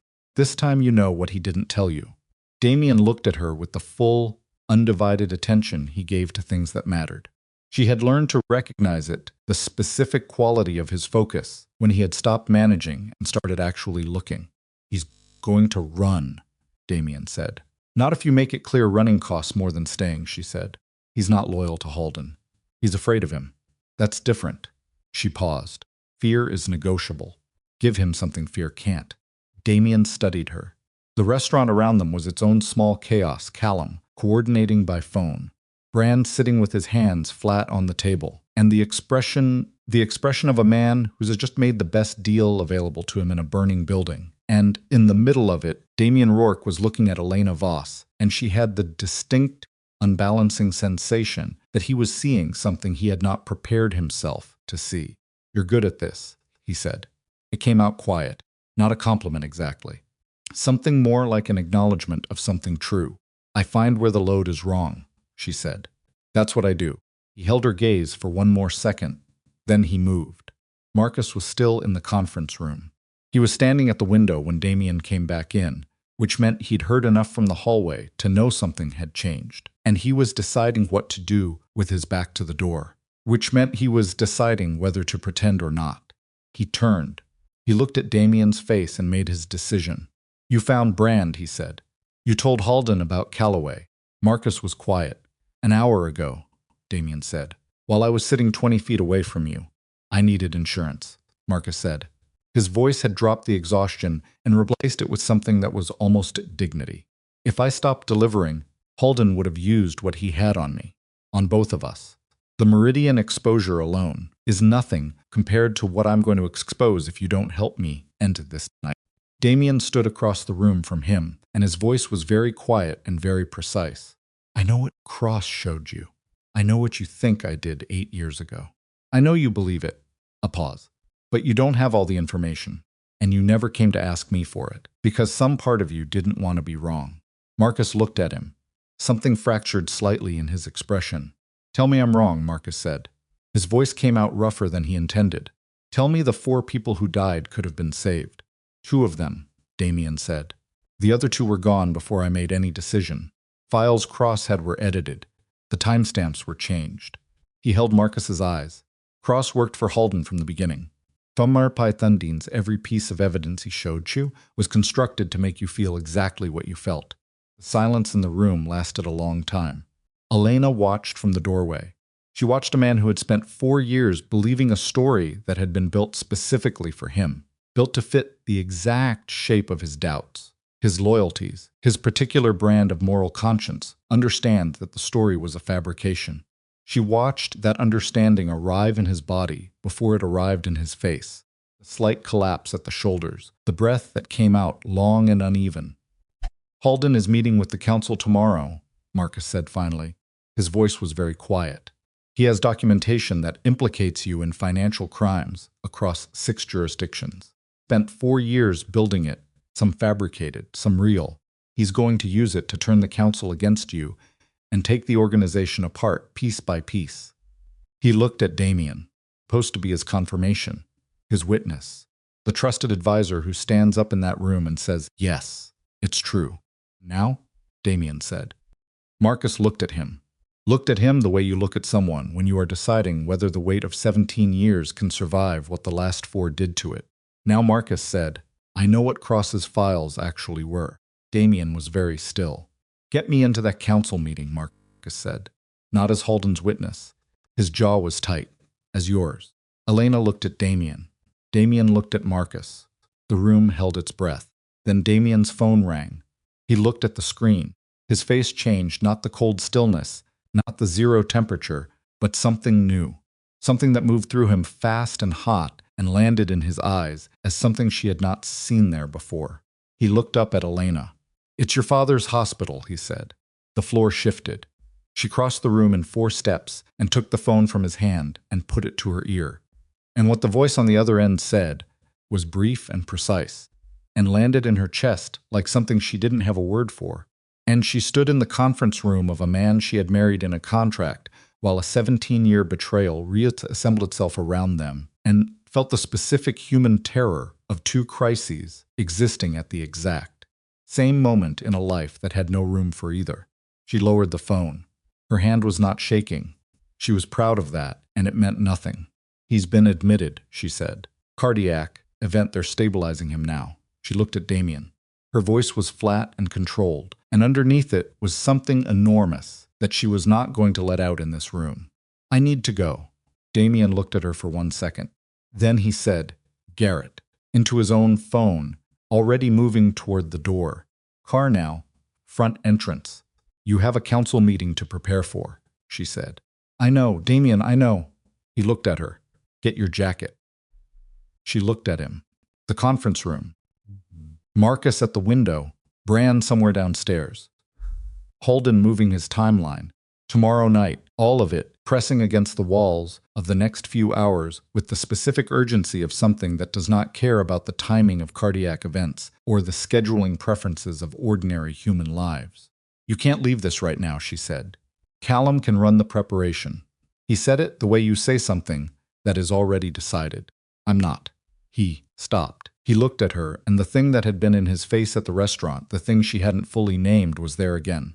Closer to the surface now, visible in the way things become visible under pressure, when people stop having enough energy left to keep them hidden. "I'm not sending you to a hospital alone at 9 o'clock at night while your father is in a room with machines on him." Elena looked at him for a long moment. She thought of the contract on the kitchen table. She thought of a sparrow on a fence post. She thought of a man who had walked through her front door without knocking and then knocked when she told him to. She thought, this was never just a contract. She picked up her jacket. Outside, the city was dark and moving and indifferent, the way cities are, and the car was already pulling to the front entrance. And somewhere across town, a council meeting was 22 hours away, and a man named Halden was rearranging his timeline. And in a hospital on the east side, Richard Voss was lying in a bed, with his heart doing something wrong, and Elena Voss walked out of the building beside Damian Rourke, and got into the car, and felt, for the first time since the night he had walked through her door, that she was not walking into something. She was walking beside someone. It was the most dangerous thing she had felt yet. The hospital waiting room smelled like recycled air and old coffee and the particular anxiety of people who had nowhere else to be. Elena sat in a plastic chair against the wall with her jacket still on and her hands loose in her lap and her eyes on the middle distance. The way eyes go when the body is present and the mind is somewhere down a hallway behind a closed door. Damian sat beside her, not close enough to crowd her, close enough that she was aware of him, which she suspected was deliberate and which she did not object to. They had been there for 2 hours. A nurse had come out at 11 to say Richard Voss was stable. The episode had been caught quickly. There was no indication of permanent damage. The cardiologist would speak with them in the morning. Elena had nodded and said, Thank you, in the flat, controlled voice of someone who was saving the relief for somewhere private. Her mother was inside. They had let Margaret through immediately, and Elena had told the desk she was fine to wait, which was a lie calibrated to spare her mother. The guilt of knowing Elena was in a plastic chair. Damian had not tried to talk her out of the chair. He had simply stayed in the one next to it. At midnight, he went and got 2 cups of coffee from the machine at the end of the hall. He handed her one without comment. She took it without comment. They sat and drank the terrible coffee and said nothing for a long time, and it was, she realized somewhere in the middle of it, the most honest hour she had spent with another person in years. Council meeting, she said finally. 20 hours. Callum is running preparation. Marcus? Secured. Cooperative. He looked at the far wall. Brand gave us the documentation Halden had compiled. The real pieces and the fabricated ones. Callum's been separating them all night. Can you counter it? In the meeting? With Marcus as witness and Brand's documentation of how it was assembled. He paused. Yes. It's enough to turn the room. Halden will walk in, expecting a confirmation witness, and find a dismantlement. He turned the coffee cup in his hands. The jurisdiction evidence, the real parts. The actual financial exposure, that's more complicated. How complicated? He looked at her. The kind that requires a conversation about choices I made, that I'm not going to pretend were clean. She looked back at him. I'm not asking for clean. I'm asking how bad. Bad enough that the council meeting is not the last conversation I have with people in authority about my operation. He held her gaze. There may be a restructuring, a significant one. Restructuring, she said. The word he'd used for the period 8 years ago when people had died. Not that kind. Something moved in his face. The kind where certain operations get discontinued. Certain relationships end. Where what I've built becomes something smaller and less profitable and considerably more. Legal, she said. He was quiet for a moment. Legal, he agreed. Or close enough that the distance becomes manageable. Elena looked at the far wall. She thought about a man who had built an empire on the principle that a deal only works if it works for both sides. She thought about what it costs to rebuild something from the center outward rather than from the edges in. That's not a loss, she said. It's a significant reduction in. I said, it's not a loss. She turned and looked at him directly. What you'd be losing is the part that required Marcus to be someone he wasn't for 17 years, and Theo Brand to be afraid enough to betray you, and Victor Halden to believe he had enough leverage to walk into a room full of your people and take your organization apart. She held his eyes. None of that is worth keeping. He looked at her. The waiting room light was institutional and unkind, and in it she could see him very clearly, and a turn that went all the way down the thing behind his eyes is that what's not quite resolved yet. The very specific expression of a man who has been told something true and is working out whether he has earned the right to believe it. You're very certain, he said. I'm very tired, she said. Produces clarity. The corner of his mouth moved. She looked away before it became something she had to respond to. Her mother came out at 1 in the morning. Margaret Voss walked through the waiting room door and looked at Elena and then at Damian beside her, and her face did the careful, thorough assessment that it always did, cataloging everything, storing it, drawing conclusions she would not share immediately. Elena stood. How is he sleeping? Margaret's voice was steady. Color is better. The doctor says, if he rests properly, over the next 2 weeks. She stopped herself from finishing the sentence the way you stop yourself from making promises about other people's hearts. He's going to be all right. Elena exhaled. It was the first full breath she'd taken in 3 hours, and it came out longer than she intended. And her mother stepped forward and put both arms around her, and Elena stood in the plastic chair, waiting room of a hospital at 1 in the morning, and let herself be held for exactly as long as she needed to be, which turned out to be longer than she'd expected. When she straightened, her mother was looking past her at Damian. "Thank you," Margaret said. Simply, directly. The way Margaret Voss said things when she meant them without qualification. Looked slightly startled. Damian looked slightly startled. It was so brief that if Elena hadn't been watching for it, she would have missed it entirely, the small involuntary surprise of a man who has not been thanked without motive in a long time. "I'll leave you," he said. He stood. "Garrett's outside. Take whatever time you need." He was halfway to the door when Elena said, "Damian." He turned. She looked at him across the waiting room. Her mother beside her, the terrible coffee machine at the end of the hall, the institutional light that made everyone look a little like a version of themselves, seen through smudged glass. "Get some sleep," she said. "You have a long day tomorrow." He looked at her. Then he nodded once, not the formal nod, not the strategic one, but the small and unadorned nod of a man accepting something real from someone he trusts, and walked out. Her mother said nothing, but Elena felt her looking. The council meeting was held in a building downtown that Elena had never been inside, in a room she would never see, among people whose names she would never fully know. Fine. She understood her role in this, and it was not the room.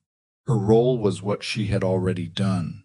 She spent the morning at the hospital with her father, who was awake and irritable and demanding real coffee, which the nurse refused, and Elena enforced with the particular firmness of someone who has spent 2 years managing Richard Voss's health decisions against his preferences. "They've pressed," he complained.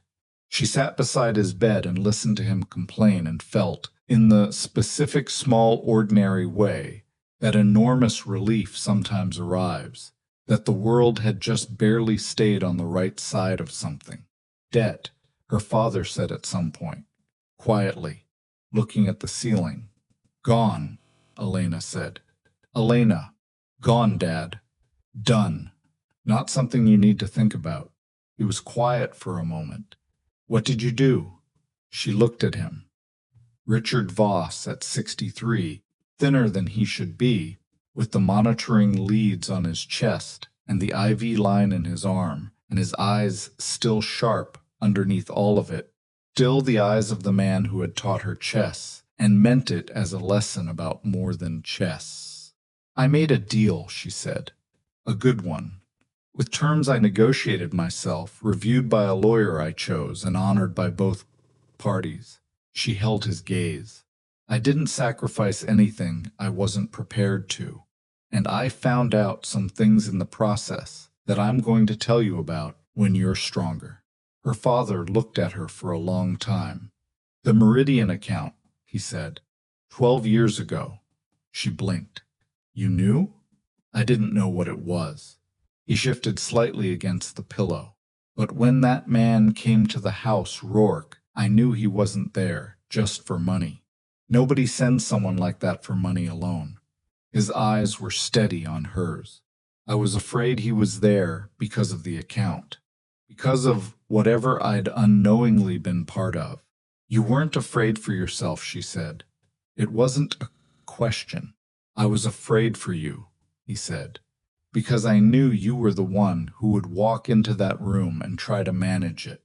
Elena looked at her father, thought about a man who had unknowingly helped another man survive an ambush 12 years ago, who had been repaid by having his company methodically dismantled, who had sat in this hospital twice with his heart doing wrong things, and who had still, underneath all of it, been worried about his daughter's position in a room he couldn't see. "I managed it fine," she said. "I know." He reached over and put his hand on hers. His grip was weaker than it used to be. "Still there. You always do." Callum called at 3:17 in the afternoon. Elena was in the hospital cafeteria with a sandwich she was mostly not eating when her phone rang. Picked up. "Meeting's done," Callum said. His voice had the particular flatness of someone delivering information they are genuinely relieved to deliver. Holden walked in with his documentation, his narrative, his timeline. Marcus stood up and took it apart piece by piece. Brand's record showed exactly how the fabricated evidence was constructed and who constructed it. A pause. Holden tried to walk out. He didn't make it to the door. Counsel turned unanimously.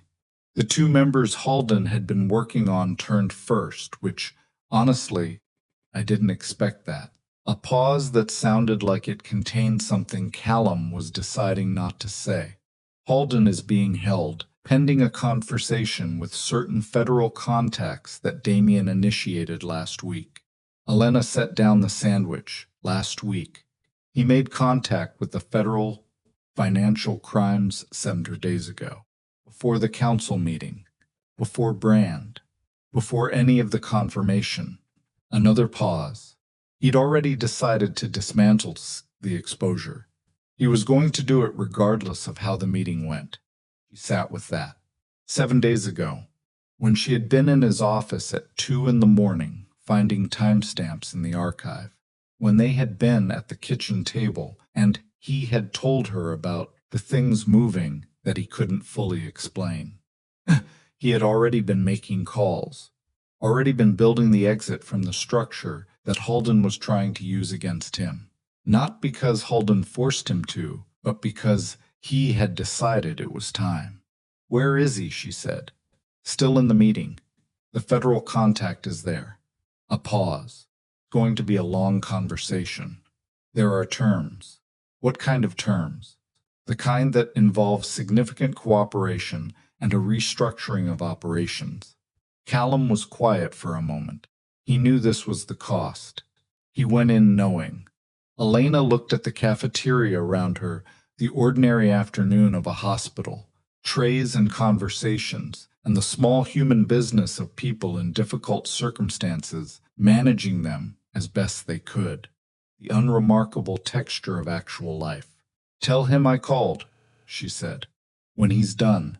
He came to the hospital at 7, back in her father's room, her father asleep, her mother in the chair by the window, reading a book she'd brought from home.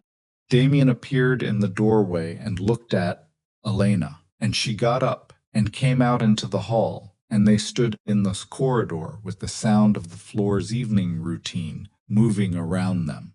He looked like a man who had been in a very long meeting and then sat across a table from federal investigators for 3 hours. The suit jacket was gone. The collar was open. His eyes had the specific quality of someone who has spent the day saying true things out loud in rooms with consequences and is now on the other side of it. "Done?" she said. "Done." He leaned against the hallway wall. She had never seen him do that before. The posture of a man who is letting the wall take some weight. Holden is in federal custody. His assets are frozen, pending a full investigation. His network, he paused, is going to take months to fully untangle, but it's untangled enough. Marcus? Cooperating witness. His role in the Meridian disclosure goes into the record. What happens after that? He stopped. There are circumstances. Cross's manipulation. The fabricated files. The way it was built specifically to exploit his particular. He paused again. "Conscience," she said. He looked at her. "Yes, there's a case to be made for mitigating circumstances. My legal team is making it." He was quiet for a moment. "He was my friend for 17 years. Some of that is still true. The part where he believed he was doing something right, even when he wasn't, that part is still true." She looked at him. "And Brand?" "Brand cooperated fully. His federal exposure is significant but manageable. He'll be out of this world one way or another." Damian turned the jacket he was carrying in his hands. "The organization is going to be different. Smaller. Certain revenue streams," he looked at her discontinued. The restructuring will take a year, maybe more, but it'll stand. Stand. She looked at him standing in the hospital corridor in a slightly wrecked suit, looking like a man who had just spent everything he had and was quietly assessing what was left. She thought about the document on the coffee table in her family's sitting room.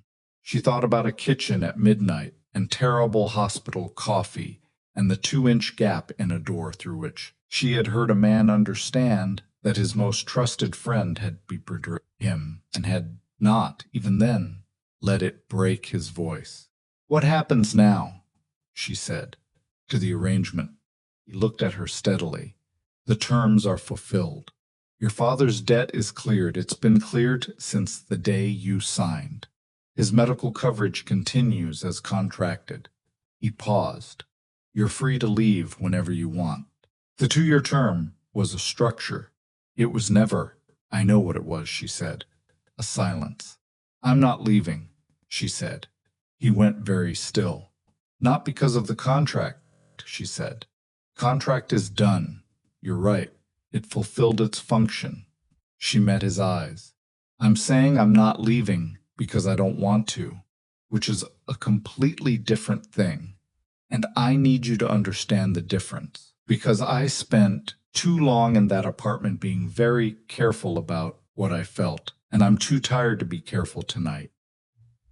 He looked at her.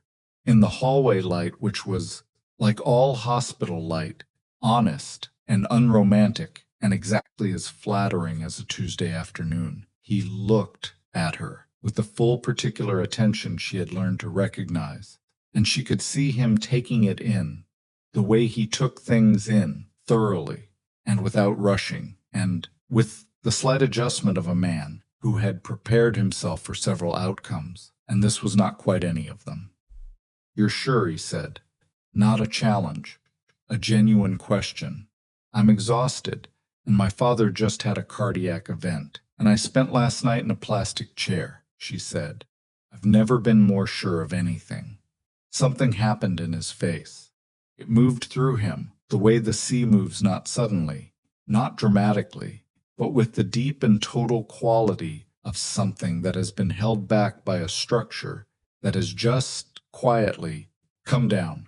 He stepped forward and put his hand against the side of her face, and she turned into it slightly, just slightly, and they stood in the hospital corridor with the evening moving around them like water around two people who have stopped walking and are simply standing in the same place.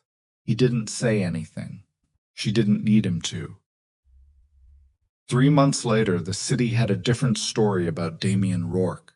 It spread the way stories spread in a world where information travels faster than truth through the financial pages first, then the courthouse corridors, then the lower frequencies of the underground networks where the actual accounting of power gets done quietly. Story was this. Damian Rourke had dismantled 40% of his operation voluntarily, had cooperated with a federal financial crimes investigation in a manner that had resulted in the prosecution of Victor Halden and 11 associated individuals, and had restructured what remained of his organization into something that was, by the careful standards of people who measured such things, legitimate enough to survive daylight. The story people told about why varied, depending on who was telling it. Some said he'd been outmaneuvered, and cooperation was the only exit. Some said he'd seen the federal walls closing and moved before he was pushed. Smaller number, the ones who had been in the room or near enough to know, said something different, that he had made the decision before the walls appeared, that the restructuring had been in motion before Halden forced anything. The man had looked at what he'd built and decided, on his own, and without external pressure, that some of it wasn't worth keeping. Elena didn't correct any version. She had learned that the story people tell about a thing, and the truth of the thing exists separately, and that spending energy on the gap between them is the kind of work that never finishes. East wing of the apartment. On a Tuesday morning, 3 months after the hospital corridor, working at the desk she had set up in the first week. The load calculations on her screen were for a bridge rehabilitation project in the Northeast. Real work, honest work, the kind that had kept her sane through the entire preceding months. Outside the floor-to-ceiling windows, the city moved in its ordinary way, unconcerned with the specifics of anyone's story. Damian appeared in the doorway. He knocked on the open door, which he had done every single time since she'd told him to in her family's sitting room, and which she had never pointed out because it meant something she didn't need to explain. "Your father called," he said. "He wants to know if we're coming Sunday." "What did you tell him?" "I said I'd ask you." She looked at him in the doorway. The jacket was off. He worked at home most mornings now, the federal corporation requiring paperwork volumes that would have been absurd if they hadn't been necessary. He'd gotten slightly less careful in the last few months. Not careless, just less armored in the small domestic moments, the way people get when they've stopped managing their own space. She liked it. She had not told him that specifically, but she suspected he knew. "Tell him yes," she said. "And tell him I'm bringing the good coffee this time, because whatever he's been buying tastes like regret." The corner of his mouth did the thing it did. She had a full catalog of the variations now, the one that was almost a smile, the one that was actual amusement, the one that appeared specifically when she said something that surprised him into it. This was the third one. "I'll tell him," he said. He started to turn. "Damian." He looked back. She had been thinking, in the way she thought about things, in the careful structural way, about what to say and when to say it, and held the pressure until the light changed, and she had been thinking about it for approximately 3 weeks, and had concluded that the thinking was finished and the saying was overdue. "The night you walked into our house," she said, "you said my father didn't fail, that someone made sure he would." She held his gaze. "That was the thing that changed everything. Not the contract, not the debt, that sentence." He looked at her. "I know. Because it meant you saw him," she said. "You saw a man who had been set up, and you didn't just use it. You came in person. You gave us a way out that wasn't a trap." She paused. "You didn't have to do that." "No," he agreed. "Why did you?" He was quiet for a moment. Not the managed quiet, the real one. The kind that means he is finding the honest answer rather than the useful one. "Because I'd spent 17 years building something on the principle that the people who got caught in it weren't my responsibility," he said. "And I looked at your father's file, and I thought—" He stopped, started again. "I thought about what it would mean to walk away from a man who had accidentally saved my life once, 12 years ago, and let the thing that was happening to him keep happening." He looked at her directly. "I thought about who I wanted to be, and I went and knocked on the door." She looked at him.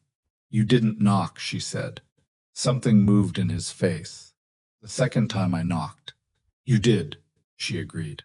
She turned back to her screen. The bridge calculations were waiting, patient as structure always is, holding their load until she came back to them. "Sunday," she said. "Tell him we'll be there by noon, and that I love him." She heard Damian move away from the doorway. She heard him in the hall, picking up the phone, dialing. She heard his voice low, even, with something in it that had not been there 4 months ago, some quality that was less armor and more actual saying. "Mr. Voss." "Yes, we'll be there. She says she loves you." Pause. Then quieter, "I know she is." Elena looked at the bridge calculations on her screen. Load distributions, stress points, the architecture of things that are built to hold. She thought about a contract signed in a kitchen.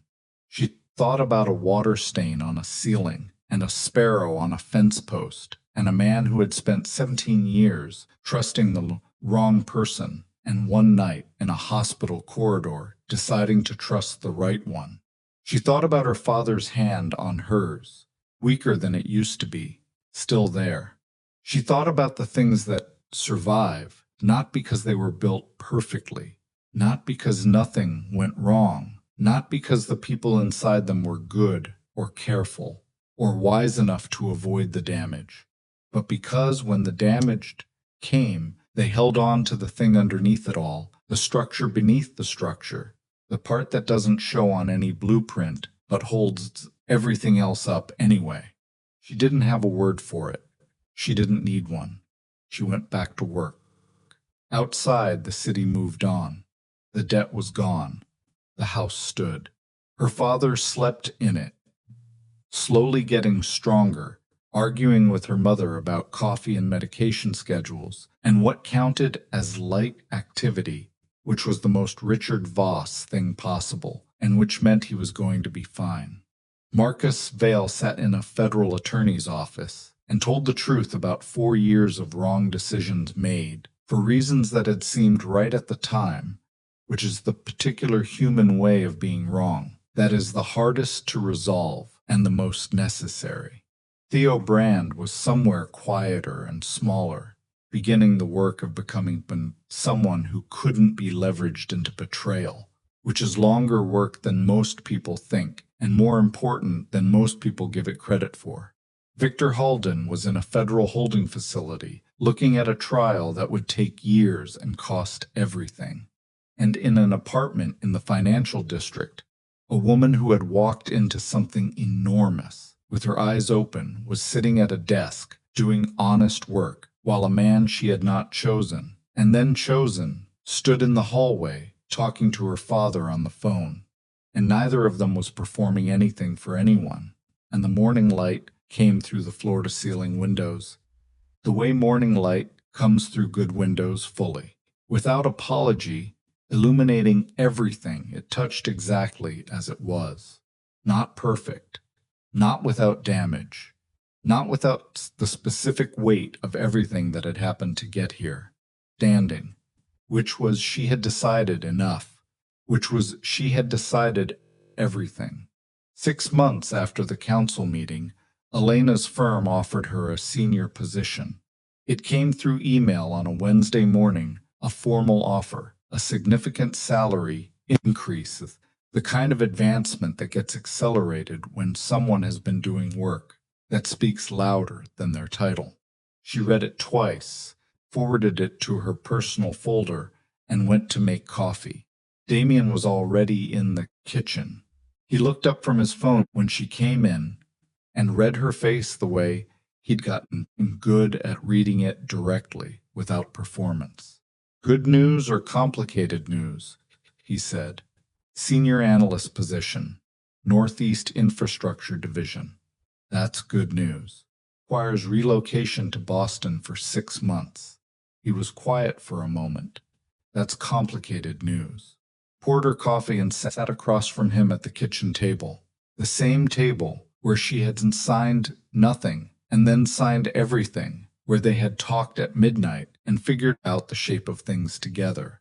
The table had a scratch on the left side now that hadn't been there before. She didn't know which of them had made it and hadn't asked. "I told them I'd think about it," she said. "What is there to think about?" She looked at him. "You. The restructuring. Whether 6 months is the right time for me to be in a different city." He set his phone down. "Elena, take the position. It's not that simple. It's exactly that simple." He held her gaze with the directness that had stopped startling her and started feeling like something she counted on. "You didn't negotiate a contract that gave up your career. You negotiated one that gave your family breathing room. Those are different things." He picked up his coffee. "Take the position. Boston is 2 hours. I've managed operations across 6 states from a single phone. Can manage 2 hours." She looked at him for a long moment. "You'd visit frequently." "Callum will hate the logistics." "Callum hates most logistics. He manages." She looked at the scratch on the table. She thought about Bridges' real ones, the ones she calculated loads for, the ones that had to account for everything they would carry before the first bolt was set.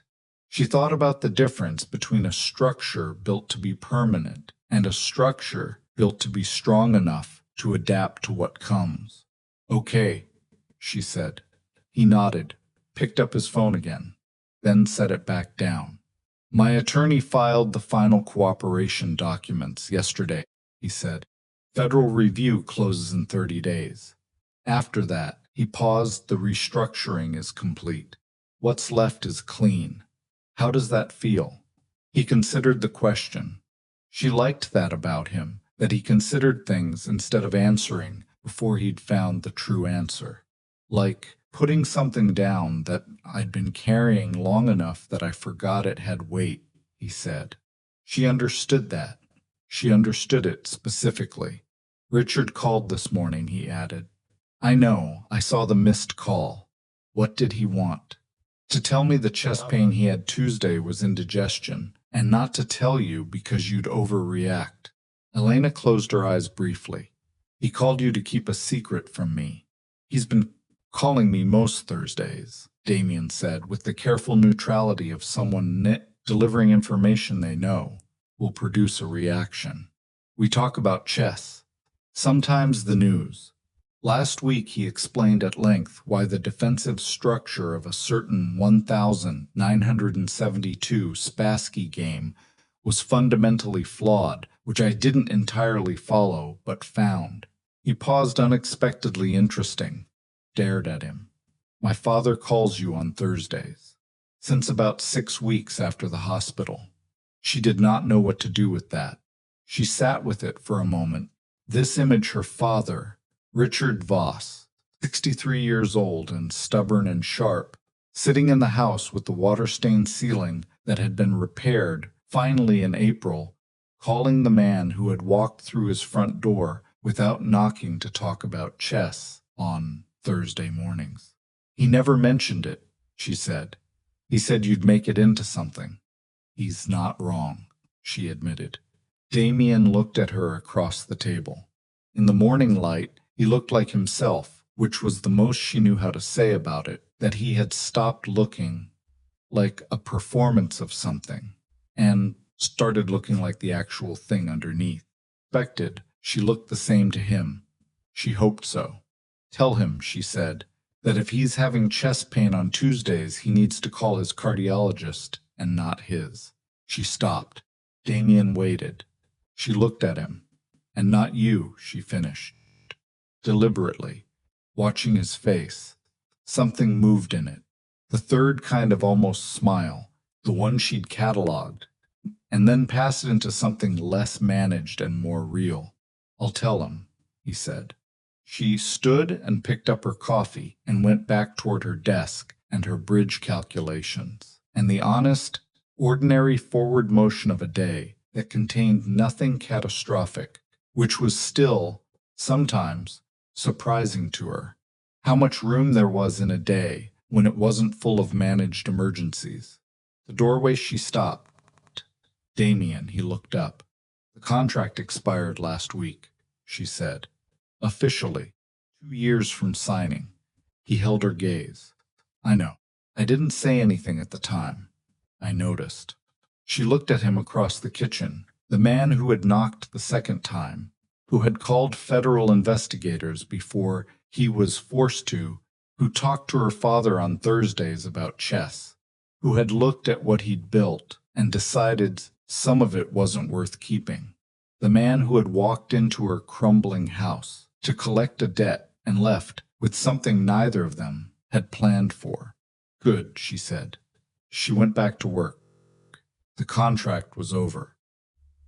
What remained was theirs not because they had signed anything, not because circumstance had arranged it, but because they had looked at each other clearly, in bad light, at tired hours, under pressure that had tested everything they were, and had both independently and then together decided to stay. Some structures hold because of what they're built from. Some hold because of the choice, made daily, to not walk away. This was the second kind, and it was, they had both learned, the stronger one.